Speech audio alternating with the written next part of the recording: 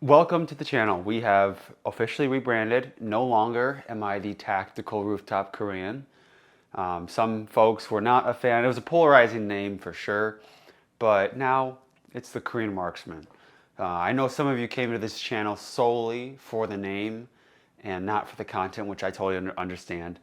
But we're taking a new approach, and I hope that you're going to stick around for it. So today, we're talking about a pistol that has been released for some time, but there have been numerous variants released by Sig, kind of based off of this footprint, based off of this idea and grip module. The Sig P320 X5 Legion is built for the competitive edge. It's a beautiful firearm, and in my opinion, can serve far beyond just the role of a competition gun. So what prompted me to buy this gun? Well, I'm thinking about getting into USPSA shooting, whether that's production with iron sights or carry optics division.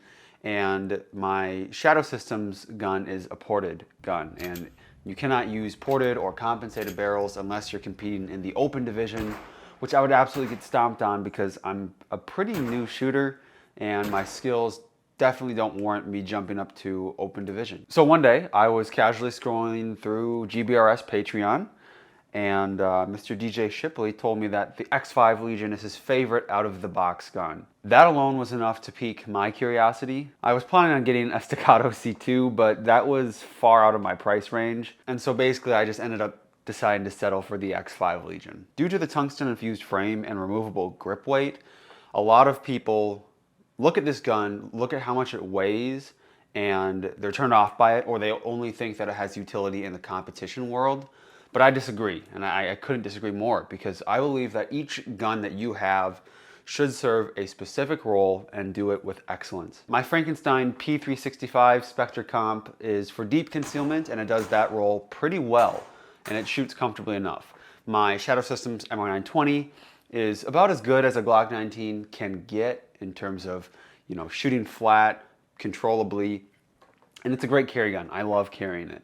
However, I knew that I wanted my third and most likely final pistol for a while to have a 5-inch barrel. It would become my competition gun, home defense pistol, as well as a carry gun for places where I feel a little less secure visiting. At first, I was considering buying the original X5, just all polymer grip frame to replace the tungsten infused one for carry, but then I took it to the range and I shot it. The weight just makes it feel like an absolute weapon and instills this level of confidence that, I don't know, I've never felt it before. It makes me feel like I could just do some superhuman shit. Like if I was attacked by a gang of home invaders, I'd be fine if my AR wasn't beside me. Now, before we get too far in, if budget is not a concern for you, I might recommend skipping this gun and potentially reaching for something in the Staccato lineup, like the C2 or the P or the XL or the XC if you're big ballin'. Now, I've never shot a Staccato, and I've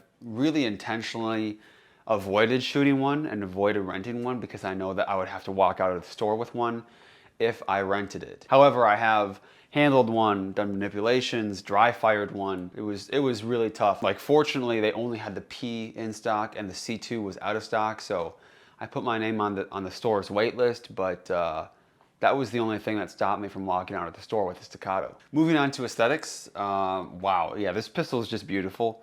It's a pretty gun to look at. I've been moving further from my obsession of blingy paint jobs, and I think the subtle design choices are a massive win for me. The lightning cuts on the top of the slide are useful, but are also pretty gorgeous, and the overall just kind of stealth gray really just looks great to me. One mostly aesthetic, but somewhat, useful modification I made to my X5 Legion is I did a grip chop, and not off the grip, I did a, I guess, Picatinny rail chop. So I cut off almost an inch, maybe an inch of the rail section with a hacksaw, filed it down on the edges, used sandpaper to clean it up, and this gives it basically a more 1911, 2011 appearance with the dust cover being exposed. And I actually kind of like that. I think it's a pretty look. I don't really love the full-length rail look on guns, especially that are, with 5-inch barrels. I think they're supposed to have that little nub, and I think it does make it look more classic, especially since this gun does come with a 1911 style guide rod and spring system, you know, you might as well just make it look like it. In reality, it shoots flatter than my ported Shadow Systems MR920, which of course, you know, like it's a bigger gun, it's a heavier gun, it makes sense, but the MR920 being ported, you would think that it would kind of level it out, even it out to this level. 4-inch barrel with 3 ports in it, you know, venting gas out to reduce recoil, versus the 5-inch barrel with nothing, you know, just a stock barrel. But I think, again, it's just that weight, the overall girthiness of this gun really just makes it shoot so flat for me. I know some YouTubers have complained that it dips down too much. One, that frame chop where you cut off some of the rail section is going to reduce weight, making it less front heavy. That is a tangible benefit you get from cutting your grip module if you're willing to accept that risk. But also, it doesn't dip down for me. Like, I'm not fighting to bring it back up after each shot like some people would have you believe. The high bore axis is not a problem at all. It's got the same bore axis as a 1911.